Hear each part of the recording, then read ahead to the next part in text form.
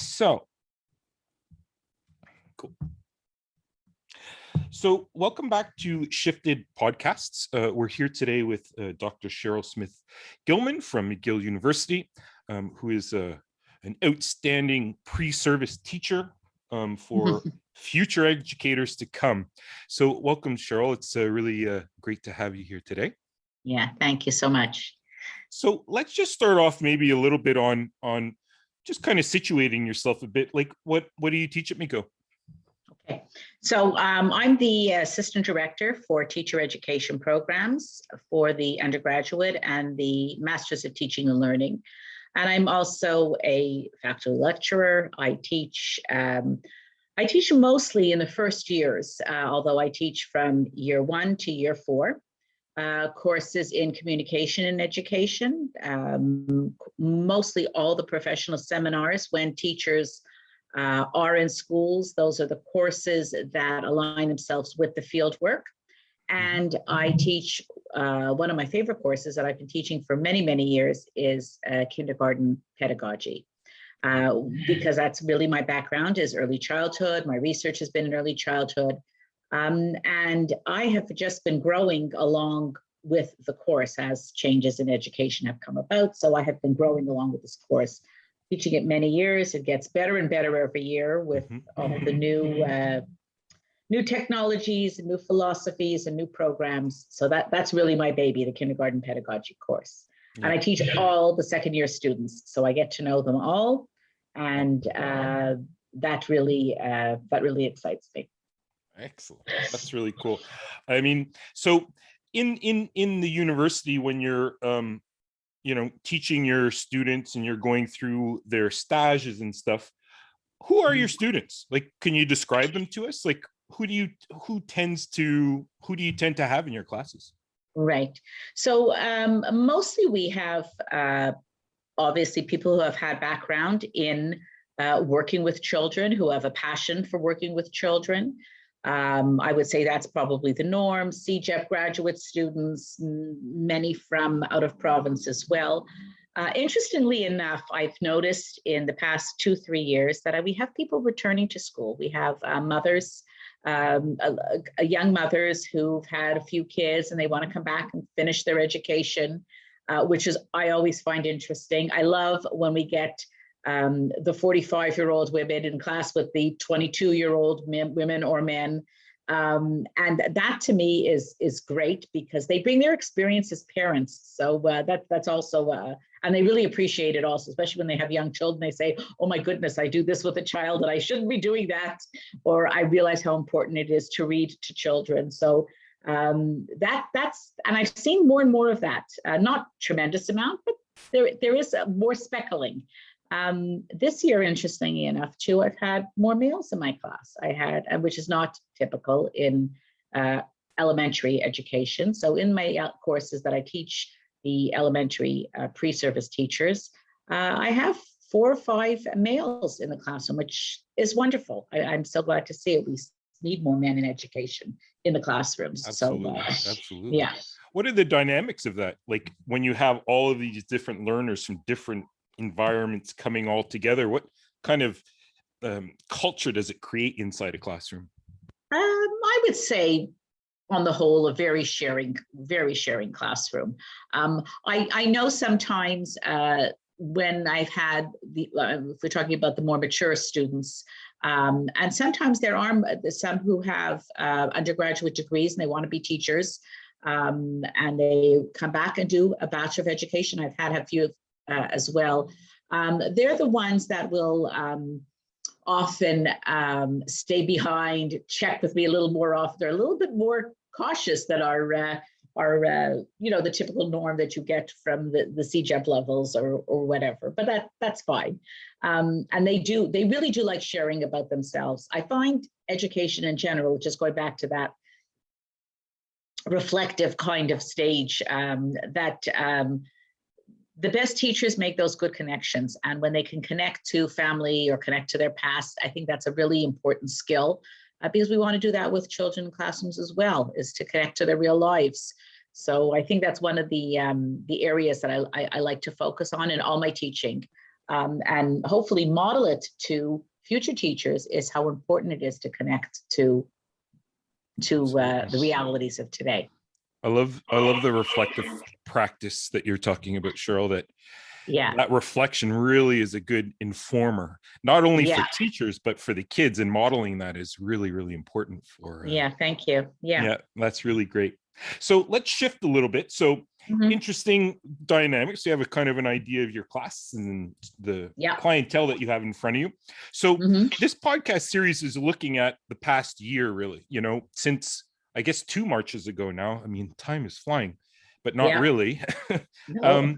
What have been the greatest challenges for you with this onslaught of COVID and the pandemic? How have you been dealing with that with your students?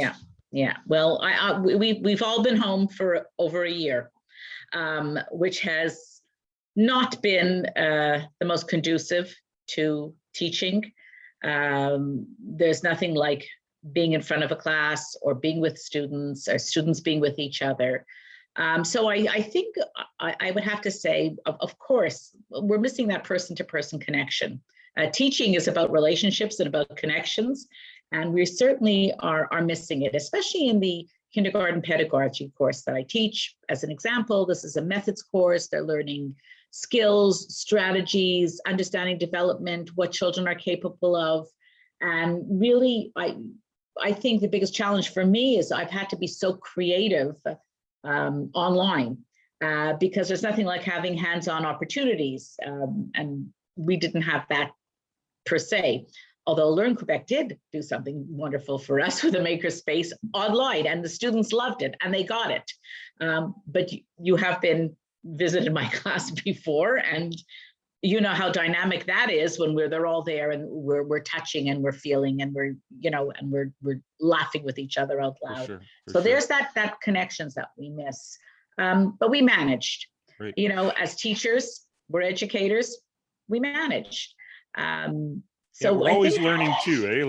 We've been thrown back into this learning phase of figuring out how do we create effective online learning environments. What were some of your tricks or strategies that you use to create those relationships? Because we hear over and over, if you don't have strong relationships with your students, it's harder for them to be motivated and want to, see through the course. Right. So having those relationships that are so important, how do you nurture those in an online environment? And I think one of the biggest words, pieces of vocabulary, which has always been part of our vocabulary anyways, is the matter of intentionality. You have to be so intentional on everything you do. I am anyways, and I think teachers are also. But because of this online forum and because of that lack of contact, what are we doing online that is so intentional that we get to what we have to get to? So naturally, my teaching style had to completely change. I've taught this course since 2009. So if you just think, but in person, of course, it's changed, it's developed with new programs, etc. But I had to really create opportunities for interaction. And I think that was really key. So instead of having these 3-hour classes online, the lecture part was asynchronous. We did a flipped classroom approach. We came into our Zoom sessions with active hands-on learning and as active as possible and keeping students very busy. And I educated myself as well. I learned about Jamboard, I learned about Padlet, I learned how to do a poll. I've been around a long time, so these were all very new and in fact, very exciting and very creative. Even my students became very creative. Some of their projects that are usually more physical, more visual, creative, they had to do things online that blew me away, because I think that was important. So to keep those relationships, to answer your question, lots of water cooler talks, like let's go into breakout rooms and just check in with each other. How are you doing? And I would pretend to be flying around in cyberspace, and just say, hi, how you doing? I'm checking in with you. Yeah, I think that's really important.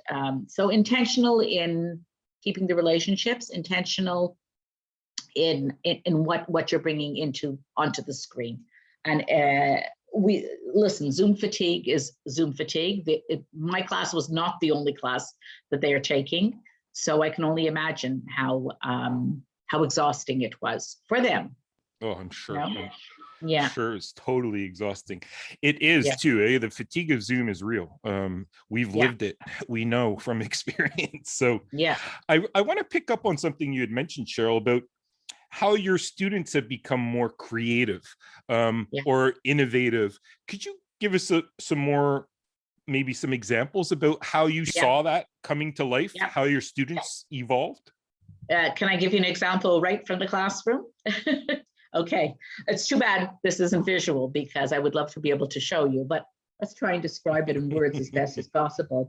One of the, as an example, in the kindergarten pedagogy class, is the first thing we do, we speak about is how we envision young children. You know, I'll ask my students right away, you know, what do you think of young children? And it's amazing. People still think they're empty vessels. They need to be filled. They're little sponges. They're naive.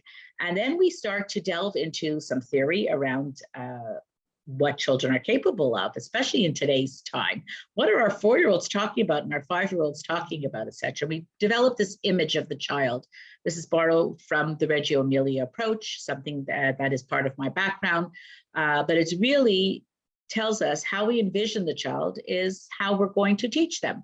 If we think a child is naive, then we're going to be feeding them and spoon feeding them. If we think a child is creative and capable and interested and hands-on, well, we're going to provide them with tools and materials and learning experiences that will do so. So one of the projects that my students typically did when we were in school was create a visual representation of their image of the child. And I usually got beautiful paintings of the child's brain, and they would title it, "The Child is the Thinker." And they would make these beautiful paintings or beautiful sculptures as the child is creative. So they create these beautiful clay sculptures with pails falling into them with words and letters. The pieces were magnificent. My office at school is filled with all these beautiful pieces. Puzzles that they put together, games they put together to show the child is creative, child is unique, the child is deserving, the child is having rights. I had one group of students who created a painting that tied it up in ropes because they were from war-torn countries, these 3 students, and they felt that they were robbed of their right to play, their right to learn, and they told their story. So these wonderful, very impacting pieces. How was I going to create this online? So I charged my students with the same task, but visual. And I had no idea what was going to come about. I said, you know, nothing, you know, this is a very deep conversation of how we envision children. And lo and behold, I received beautiful videos, podcasts, poetry read online with music. I was just bloated. There was one that is a gallery walk as the child, as an explorer, and it takes you into a museum. I think it's called Art Step, if I'm not mistaken. It's the platform. You would know better than me, Chris. And they took us into a museum of the child and the love of nature and how the child experiences. They were so powerful that I have already curated these and hope to write about this because that's something else that I do. But I want people to understand about digital art, which is something that has also been exposed to me. So in all honesty, I've learned quite a bit that it doesn't always have, not all people are artists or can create sculpture or paintings. And I always accepted that anyways. But wow, there's a whole other artistic world out there. Yeah. I'd love to be able to show it to you one day, but it's really, I think you would be blown away. Wow. So that's just an example of how creative students got. Yes, was I pushing them? Absolutely. But in retrospect, when we had that day of celebration to look at each other's work, it was quite moving. That's amazing. Yeah. That's a great visual in my mind of all of these digital artifacts that they created. And was it that open-ended, Sheryl? Like you allowed them to choose whatever platform or whatever means they wanted, but here's my theme, you guys Yeah. choose how you're going to show it to me. I would have loved to have suggested something, but I was just as naive as them. Sure. So they went out and they explored. Some had some, knew how to do videos and things like that, but Right. I didn't know what to expect. And they, well, what do you want? And, everybody wants answers, like any child. And these, I consider the university students still my kids, Right. is what do you want? I said, I don't know. I said, but go out there and explore, go out. And I think it was very motivating. It was an interesting way to learn, because that image of the child that they grounded took them through the rest of the course. This was done within the first month of the course. So it grounded them as, now that I see the child as capable, as having rights, all these beautiful themes emerged. Child is capable, having rights, is deserving. One group did a beautiful video and took shots from all over the world of children with music. I mean, it was so powerful. But they had all these beautiful themes. I said, well, now that you know they're not empty sponges and naive, let's start planning for the kindergarten classroom. And that's just where the course takes off. So that a was wake-up call for them, right? Like, yeah, wow, like here, what's the student in front of you going to be? And then figure it out. Wow, that's really a great idea, Sheryl. I love that. Well, let's look at that journey then. So the student goes through the year, they're advancing towards their profession. Mm-hmm. What's the kind of student you want to see at the end of that? Well, actually, I should say, what kind of professional do you want to see at the end of their journey at McGill? Like, what do you try to have as, what do you want to see in that educator? Yeah. Besides the knowledge of content and besides the methodology of different teaching strategies, teaching today is so challenging and so rewarding. But you want, I suppose, if every student walks out feeling confident, having agency, being able to connect to community within their school, within their families that they work with. We want them to feel good about networking in an educational environment. We're looking at this more and more with the new competencies about lifelong learning. We've always believed in this, but now we're making a point of this. So this is something new that we too, as teacher educators, need to instill in our programs. That commitment to continual learning is very important, and growth.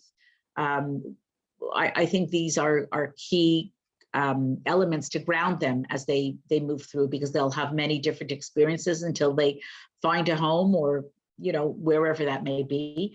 Professionalism, indeed. And thank goodness for the field work and the wonderful teachers that open their doors and let our students come in and guide them and mentor to them. And hopefully they have mentored so well that our future teachers will also mentor others. This is an educational community.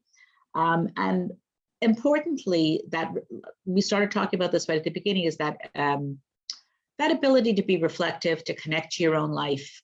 We do it in our teaching at McGill, in our courses, is always to make those connections. Again, you're modeling it to make those connections with your students, but these impact, these touch us deeply. I think when teachers don't get to that point, they may burn out quickly, or they may not get the meaning. People say to me, you've been around a long time, and yes, I have. I was a teacher for many, many years, and then I went back to school, etc.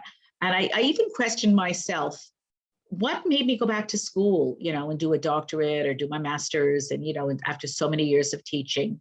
And I think that flame, that fire, never stopped. I'm not boasting about myself. I'm just saying, you have to be a professional learner. You're not only a teacher, you're a professional learner.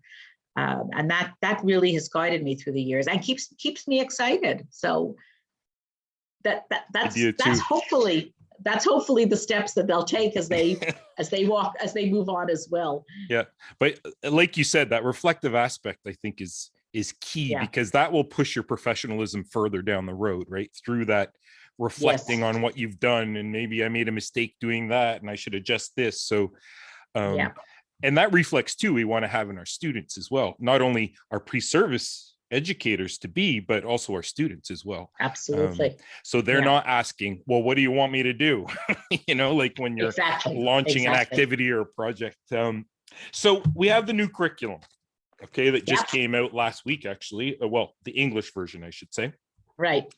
Can you tell us what the crux of preschool education is? Yeah.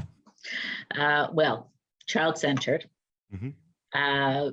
First of all, I think the program is outstanding. I'm so glad that they have included the 4-year-olds. They're smart. They can do it. We need qualified teachers to be able to guide them as they head into school. The crux of the program is a play-based approach on child's global education. We don't have to worry about we teach them numbers, but we don't have to worry about subject areas. We have to worry about their development. And we all know that when children can self-regulate, when they feel good about themselves, when they can get along with other children, when their language is there, they start to think, they start to inquire, they tinker, they play with purpose. All these beautiful, that what you've taught me also, this is a child-based program, and I applaud the Quebec government. I think we are avant-garde in early childhood. I see this helping with situations when daycares have been very overcrowded, or not overcrowded necessarily, but sparsity of daycares in some parts of Montreal. This will alleviate some of the congestion of getting into a good daycare.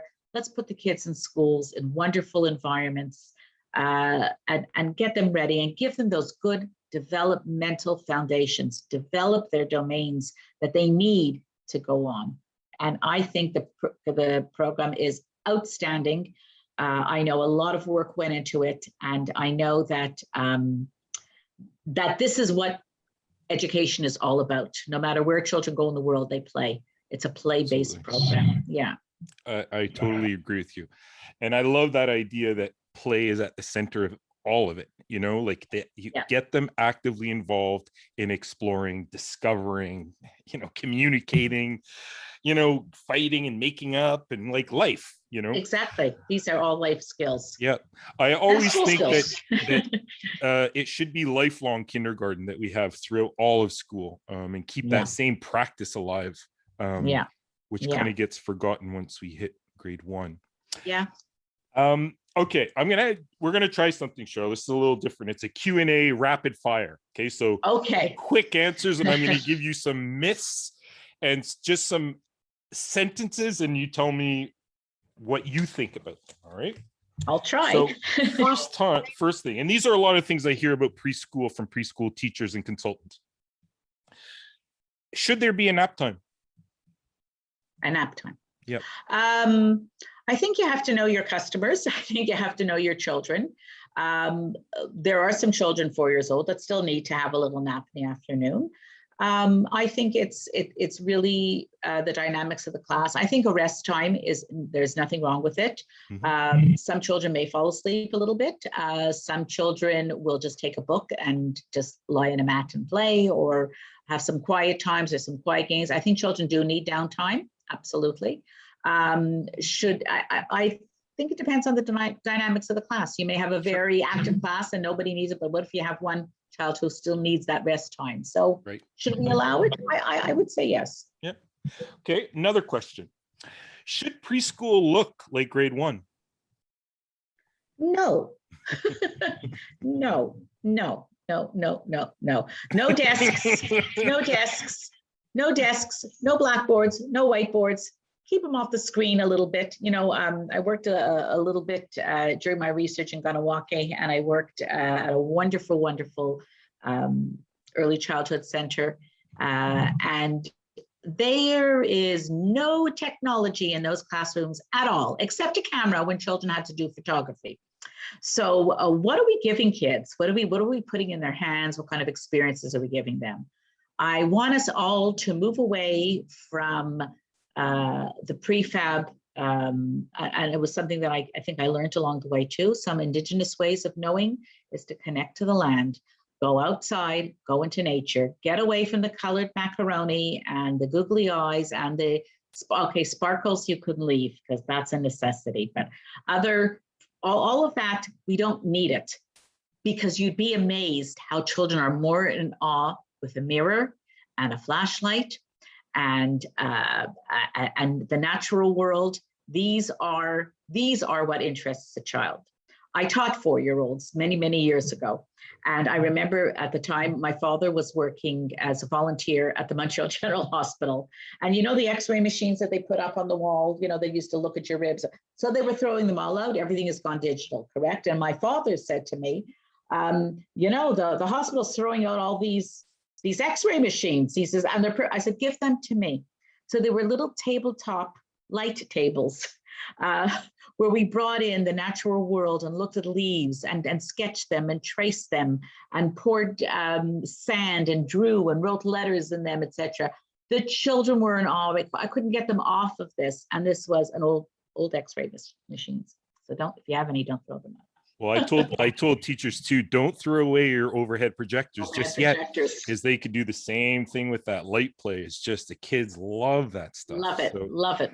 We used to use them to show natural items on the wall or on a piece of paper, and we used to trace them and paint them, and we would enlarge a butterfly to a massive degree that the kids were just in awe.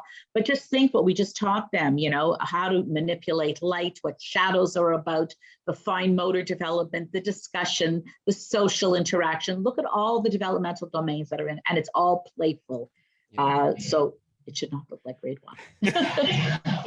All right, here's another question. Should preschoolers know how to read and write before they enter grade 1? No. Okay. No. Should we be exposing them to letters and words and numbers? Absolutely. Fun, playful way. Little kids love work. They love to have their little journals and write their plant, PLTN. That's fine.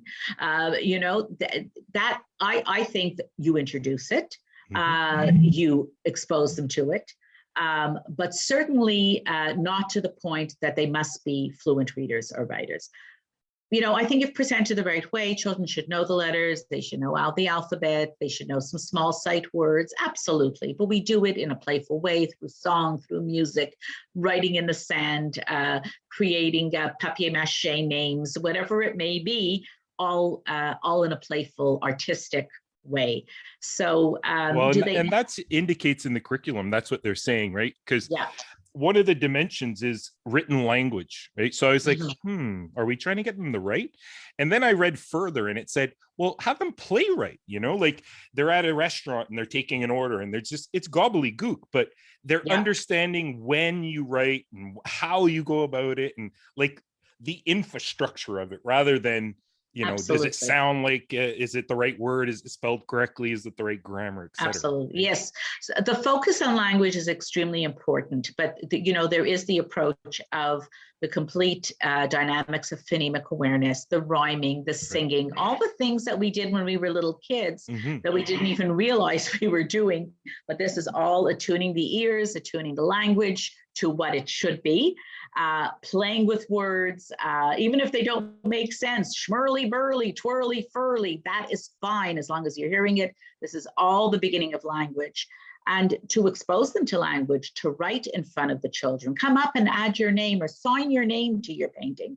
Or what would you like to title it? Would you like to write it or should I write it for you? You know, scribing for children, to show them that the words are important when written down.